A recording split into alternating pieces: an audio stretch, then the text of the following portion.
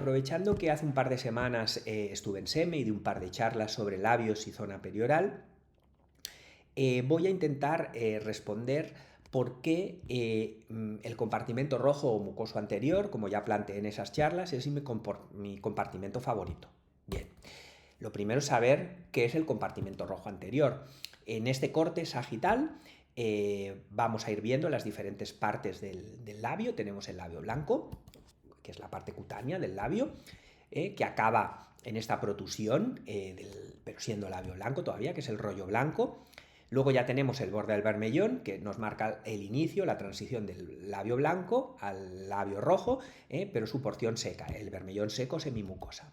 Aquí podemos ver el labio blanco, la protusión que se forma, no siempre, pero que se forma y que es estéticamente agradable, se ve más en gente joven, que es el rollo blanco, y al final ya llegamos a lo que es el borde del bermellón, que nos marca la separación entre el labio blanco y el labio rojo seco o semimucosa. Bien, si seguimos avanzando encontraremos la línea roja que nos da, nos marca el inicio, digamos, bueno, nos separa el bermellón seco del bermellón húmedo o mucosa. Y aquí vemos, ¿no? La línea roja nos separa el bermellón seco del bermellón húmedo o mucosa. Bien. Además, tenemos el músculo orbicular con su parte periférica, que es esta, su parte marginal, ¿de acuerdo? Que nos ayudan a separar en un plano sagital el labio en un compartimento cutáneo, en un compartimento rojo anterior, también se le puede llamar mucoso anterior, o un compartimento rojo posterior, o también se le puede llamar mucoso posterior. Bien, quedaros con este detalle, ¿vale?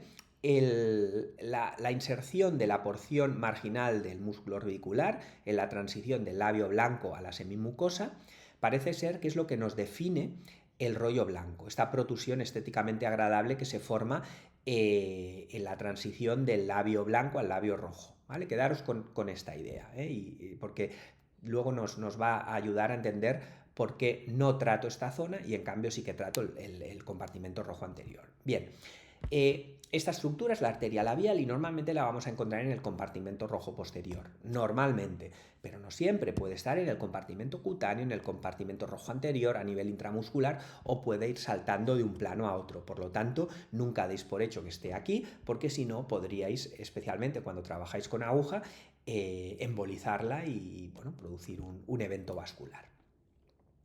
Bien, muchas veces os liáis con los compartimentos en el plano sagital y los confundís con los compartimentos en el plano frontal. Estos compartimentos de esta publicación muy interesante del profesor Cotofana, donde nos habla de que en los labios tenemos 24 compartimentos, ¿de acuerdo? 6 compartimentos en cada hemilabio. Por ejemplo, en el hemilabio derecho, pues vamos a tener 3 compartimentos a nivel del compartimento rojo anterior y 3 compartimentos a nivel del compartimento rojo posterior. El compartimento medial, el compartimento intermedio y el compartimento lateral anterior. El compartimento...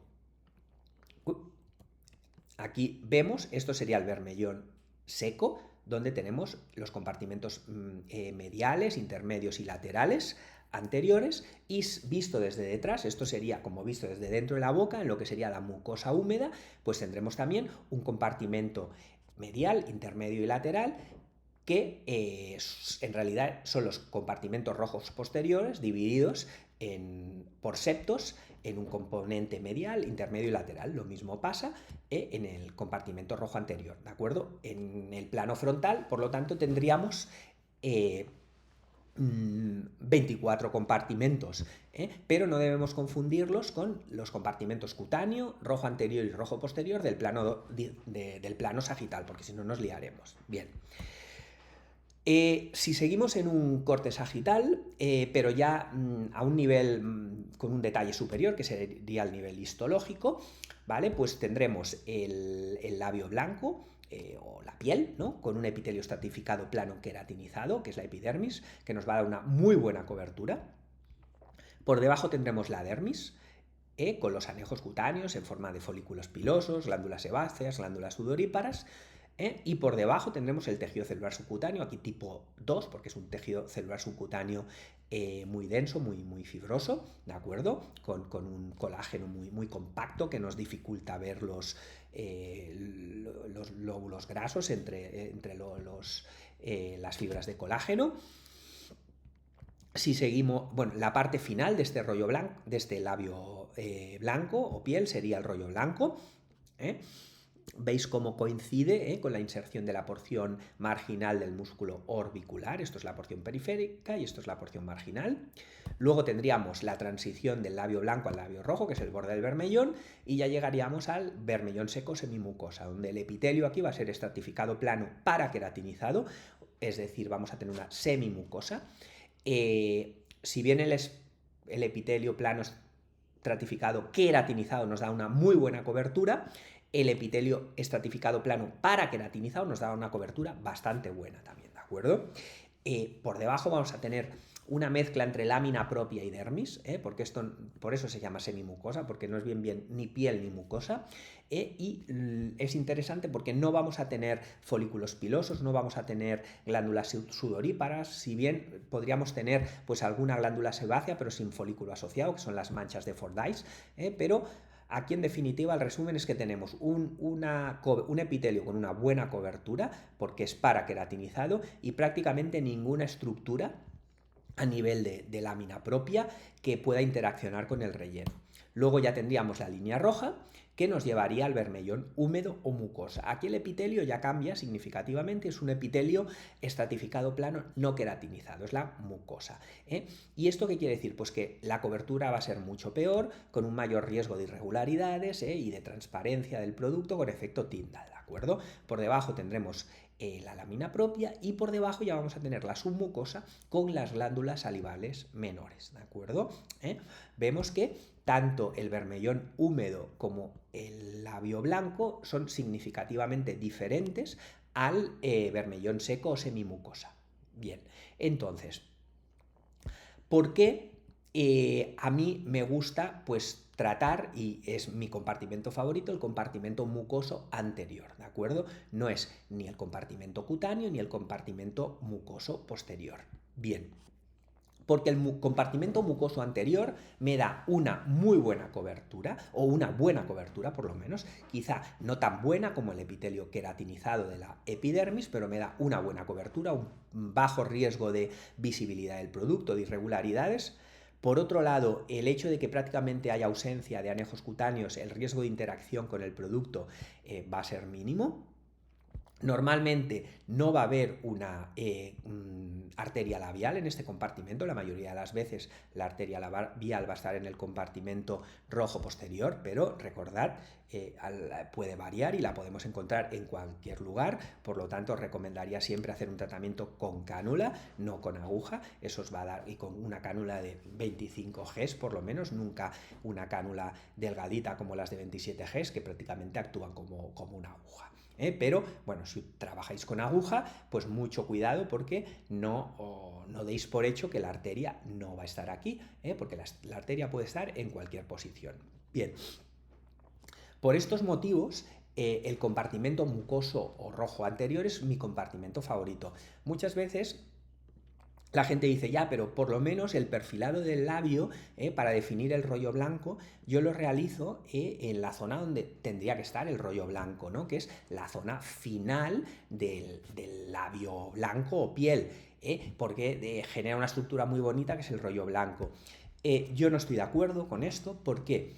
Porque yo recreo el rollo blanco rellenando el compartimento mucoso anterior. Al rellenar el compartimento mucoso anterior y generar un empuje sobre la porción marginal del músculo orbicular, que se inserta en la transición del labio blanco al labio rojo, pues recreo este rollo blanco. En cambio, rellenando directamente el rollo blanco, lo que estoy generando es una estructura anatómica que no existe, porque aquí no existe ningún tipo de estructura diferente a lo que sería el labio blanco en la zona, digamos, que no de transición hacia el labio rojo, ¿de acuerdo?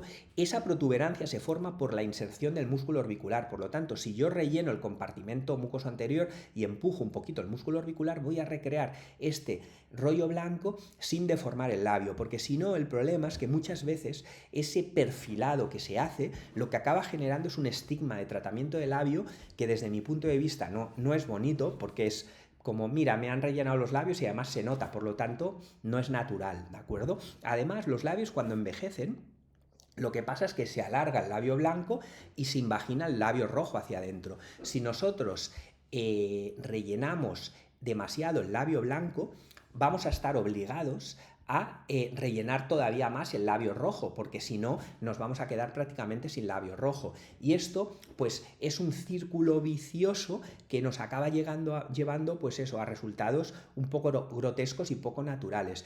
Yo no quiero decir que nunca trabaje el labio blanco, ¿de acuerdo? El labio blanco a veces lo trabajo porque está muy atrófico y tenemos que dar soporte al labio blanco, también nos va a ayudar a mejorar el código de barras, pero intento trabajarlo lo menos posible y siempre mi tratamiento se centra en el compartimento mucoso anterior, ¿de acuerdo? Intento evitar trabajar el compartimento mucoso posterior porque el riesgo de irregularidades y de que el producto se note, los pacientes lo noten y el producto se vea es bastante alto. No digo que no se pueda hacer, pero es mi manera de entender los labios. Para mí un labio... o sea, una persona que vea a otra que se ha tratado los labios y detecte que se ha tratado los labios, para mí es ya un signo, es una bandera roja que dice el tratamiento está mal hecho porque la has estigmatizado. Yo entiendo que los gustos pues han ido evolucionando, ¿no? Y parece que se ha normalizado en medicina estética pues cosas que desde mi punto de vista son incorrectas, ¿no? Como que la gente vaya por la vida con un signo de Mefisto causado por los neuromoduladores o que vayan con unos labios que los puedes ver a 15 metros. Eso desde mi punto de vista no es correcto. Yo pienso que eso se debe, entre otras cosas, a no hacer los tratamientos teniendo en cuenta y respetando la anatomía de nuestros pacientes. Yo no sé si estaréis de acuerdo conmigo, si alguien no está de acuerdo conmigo, pues estoy dispuesto a debatirlo, podéis comentarlo. Sí que me gustaría que si no estáis de acuerdo conmigo, tal y como yo os planteo lo que yo opino, bueno, no lo opino, sino me baso en argumentos y en conocimientos que no son míos, son conocimientos que están publicados para decir lo que digo, pues me gustaría que quien no esté de acuerdo, pues me lo argumente también, porque así pues a todos aprenderemos y seguiremos avanzando en esto del conocimiento y de pulir nuestros tratamientos y hacerlos siempre un poquito mejores y saldremos ganando nosotros, pero sobre todo quien saldrá ganando serán nuestros pacientes.